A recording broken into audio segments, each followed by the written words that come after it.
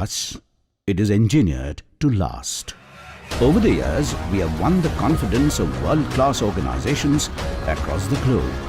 We have earned their trust. We are Patton, an Indian company with an international outlook. Today we have with us Ms. Preeyam Budhia, who hails from one of the most respected business families in Calcutta and in India, of course. And she is an entrepreneur in her own right as well. What we would like to know from you, ma'am, is today sustainable energy, energy efficiency, these are some of the most hyped and most talked about subjects and topics. So what Patton as a company or as an organization is doing about it? What are the kind of activities that you have taken up so far? Because I know after you finished your studies abroad, you are doing a lot of things on this front. So if you could throw some light on that. Yes, thank you. Good afternoon or good evening. This is Preeyam. I head up business development here at Patton Group, which is my family business. So I joined the company back in 2011 after I finished my studies in the UK at the University of Nottingham. I also worked in banking back there in the UK with Lehman Brothers and then with Barclays Capital. And I was fully armed to join the company and try and grow the business. So it's been a while. It's been about 8 years that I've been with the business, and I think one of the initiatives that we started, this is back in 2015. Patton has always been committed to sustainable energy and to be an environmentally friendly company. So back in 2015, we went solar. 4 years ago. Yes, so when solar was only a hot trending topic in the industry circles, Patton took up the initiative to install a solar rooftop project in one of our plants here in West Bengal in Behala. It was a pilot project, so it was small in size. It was about 105 kilowatts, and since then it's been 4 years and we've seen good generation. So we've seen about so far we've generated about 4 lakh units till today. On average, we see a generation of about 280 units per day, and we've also seen a lot of seasonable variability in terms of the generation. So it could be anything ranging from as low as 150 200 units if it's rainy weather or if it's cold, and if it's very hot, then it could also go up to about 380 to 400 units per day in West Bengal. So that's for your captive consumption or street yes, lighting and others? So this is for our captive consumption. We wanted to bring down the cost of electricity, because we do consume a lot of electricity across all our plants in Bengal. So we thought, why not start with one solar rooftop in one of our plants and see how the project goes. Is it helping bring down our energy cost? If yes, then maybe roll it out across our other plants as well. So far, I can only speak from a user point of view. It's been a good experience. And we chose the capex model versus the opex model because that is what was recommended to us, that as a profit making company, we have been profitable, touch wood, and we should install the capex model. So we went ahead with that. A few tips and a few learning lessons that I have learned because I sort of took up this project and this was my initiative in the company. So what I have learned with my great team here at Patton and by installing this project is that what is of prime most importance is that we are only industry stakeholders, right? We have the money, we may have the land or the rooftop to install this project, and we may have the interest to make it a clean and green company and take this initiative. We don't have the expertise about solar. So we fully rely upon an OEM. So I would say for anyone who plans to install a solar rooftop or a solar power plant project, it is imperative to choose an experienced OEM, because it is not only a buy-sell relationship with the OEM. It is an investment, it is a partnership for 25 years. Okay. So it's very important to choose a good OEM who will then advise on which panels to use. The quality of the panels is very important because that determines the performance of the plant. Also, how the whole structure and the array of solar panels is installed, the tilt angle to the sun, the condition of the roof on which you are installing it. It cannot be very old, because then it will not be able to take the load of the solar panels. So there are various factors that make it that directly influence the performance of the overall solar rooftop or the solar power plant. So by how much you have brought down your energy consumption after you install this solar? So since as I mentioned, our energy consumption in the plant is huge. So I would say that we've been able to bring it down. This only contributes, because it's a very small project, so it only contributes to 20% of our entire energy consumption in Behala. It's come down drastically, because in Behala we pay about 10 to 11 rupees per unit, and here we are paying about it's about 6 rupees. So it's almost half. So it's been a good initiative. We've been a forerunner in Bengal, and now our future plans, we actually plan to install a 10 times size project in our latest plant in Bengal, in Uluberia.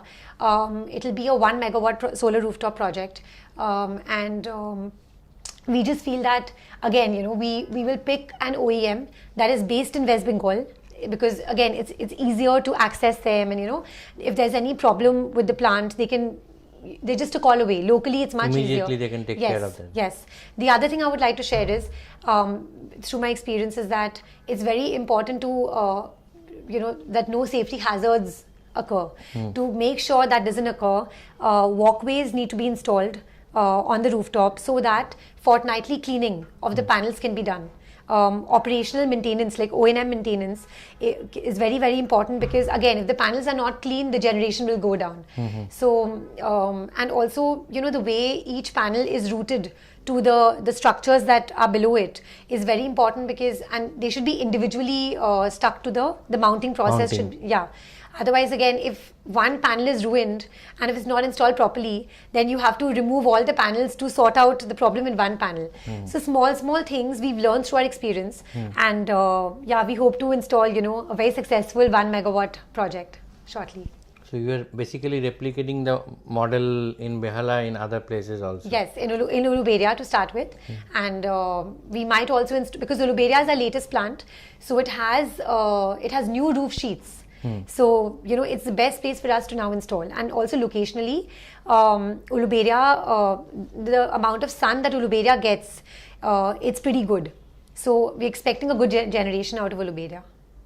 And the other thing is, people often talk about doing away with use of plastics, and in the kind of tanks that you make, you also make use of plastics, right? In Patton tanks. Yes. But you cannot do it with completely. In some cases, you have to use plastic. Yeah. So, what are the kind of things or activities other than installing solar plant? Are you taking any other initiatives to make your the entire plant sustainable, or following the standards of triple bottom line or something like that?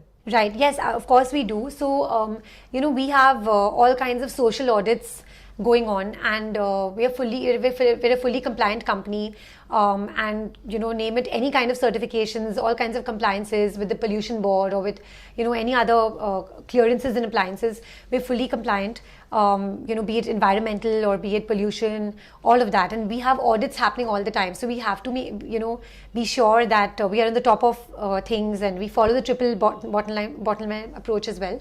In terms of plastics, what you mentioned, so we, there is a huge anti-plastic campaign going on all over. So one of our main business lines actually is plastics, but it's sustainable plastics. It's not plastic water bag, the water packets that are used, or plastic water bottles, which is what is harmful. What we manufacture is plastic water storage tanks, the life of which is, it could be 10 years, 15 years, and we also manufacture PVC pipes.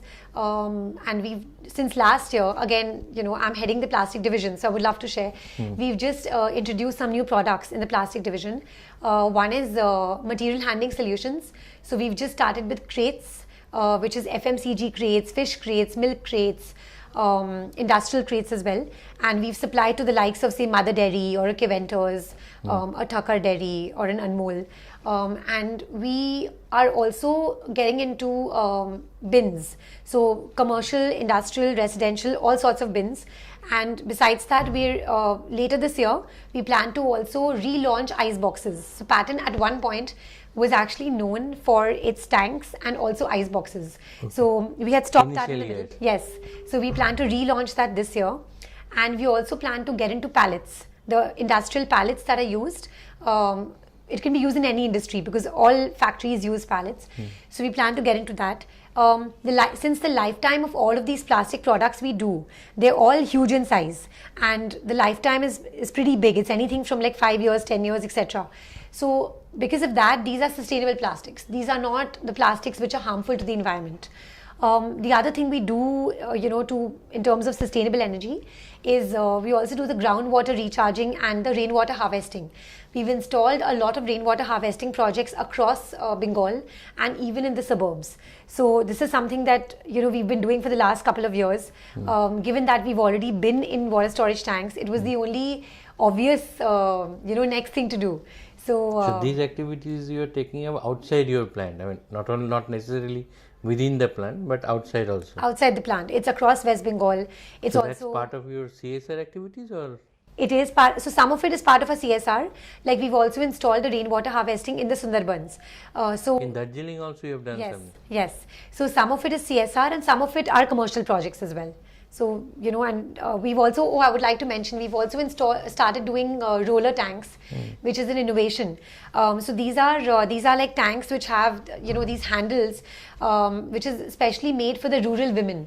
So they don't have to carry the tanks, and they can just simply, push the tanks, and it's easy for them. So these are roller tanks, and, it's also been, it's been endorsed by the CM, and she's very happy we've launched this project. So you have already rolled this out? Yes, yeah. And all these new products are being branded under Patton? Or? Everything, yeah, it's all Patton. Yes. Including those crates and... Yes. So it's all under the Patton Plastic division. So these are some of the new products we've launched, and we're constantly, we have a great team which believes in innovation and R&D. So, any new plastic products or projects, we're open to new ideas, and we love Kaizen, which is continuous improvement, and we believe in learning. And since I'm young and I have a young team, so we're always looking at new projects, new products, and what more can we add to our portfolio? How can we better our processes?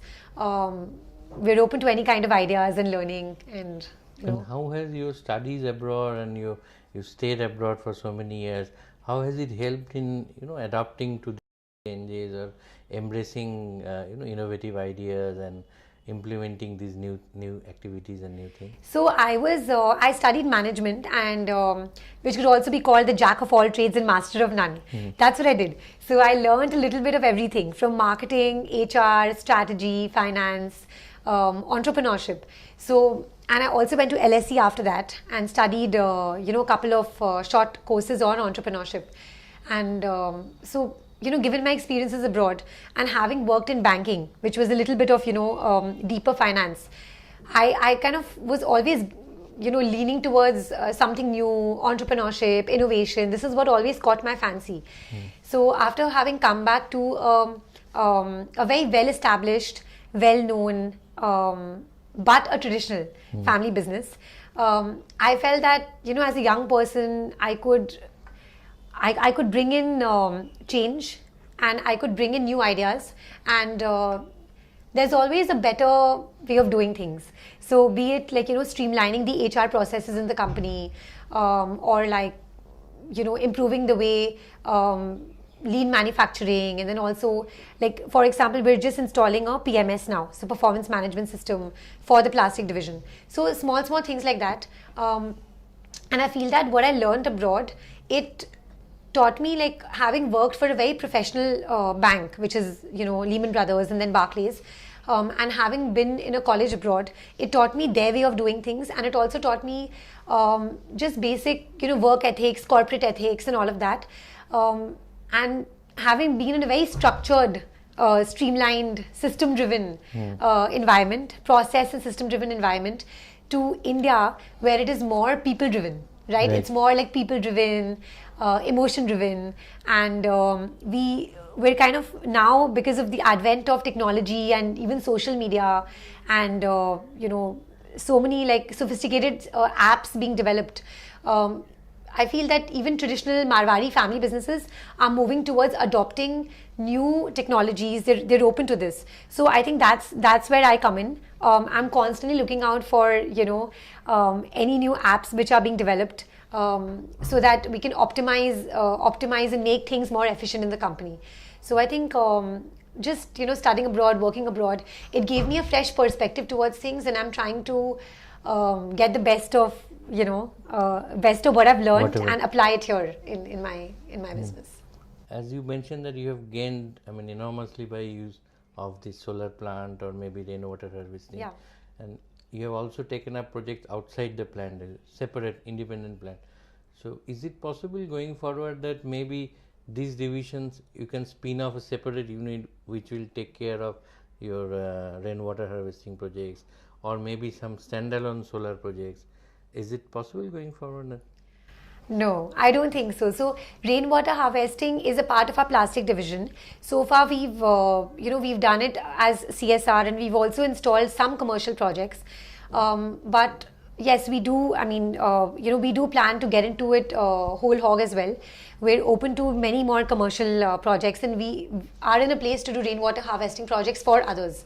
So, but spin-off is a different division, not really, because I think it fits very well in the plastic division. In terms of solar projects, as I mentioned again earlier, is that we are an industry stakeholder. We have the interest to continue to be a sustainable company. So we are open to developing more and more solar projects for our own captive consumption. But doing a solar project for someone else, we are not in that place, because we are not an expert in solar. So I still need, like, say, an implementation partner who will guide me right from the beginning as to which solar panels to use, because the technology keeps changing. Should you use monocrystalline panels or polycrystalline panels, or amorphous panels? That keeps changing.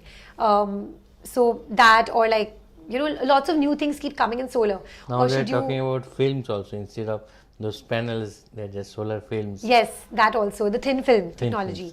So that, or should we install, say, a solar tracker? Is it commercially feasible? So these are all things I think we still need a consultant, a good OEM to work with. We are not in a place to become a solar expert for others. So whatever we install now and anything even in the future, it will be for our captive consumption. And be it solar or rainwater harvesting, one important aspect is awareness, creating awareness. Yes. So are you doing anything about it?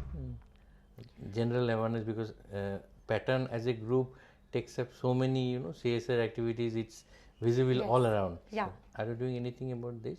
So awareness about solar or awareness? Both solar and rainwater harvesting. One important aspect is use of plastic in a proper manner. Yeah. Don't just even use of water. Yeah. Don't waste water, or maybe don't throw plastic here, there, and everywhere. Those kind of thing.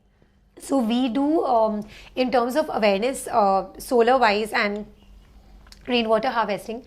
So one is social media. I think these days it's very important to have a social media presence, because that's where things go viral. That's where people take notice, be it all age groups. Believe me or not, my grandfather is one of the most active on social media. So yes. So, and people share videos on WhatsApp. And again, so I think WhatsApp videos, and even again social media like Facebook, Instagram, all of that. So we keep our online presence. We keep doing different kinds of social media campaigns, and we kind of raise awareness about what we are doing, and on social media. And besides that, on the road as well, in terms of so I've participated in a bunch of solar talks here in the city, where they've invited me to talk about our experience as a user. So that's where I share my experiences to what I've done so far, and what, as a company, what our future plans are with regards to solar. So any platforms that that come about, we're happy to share what we're doing, And if there's someone else who wants some kind of advice about what we did and why we did, I'm happy to share anytime. So now water is perceived to be a very scarce commodity. Everybody is talking about it's going to be an alarming situation. Yeah. Maybe 2, 3, 5 years down the road, and you are into a business which talks of storage of water. Yes. So there should be a natural tendency to propagate that line of thinking, how to store water. So it's there in your. So we do a lot of. In the plastic division, how we work is we obviously have our sales team, and then we have our dealer network and sub-dealer network, all of that. So we do a lot of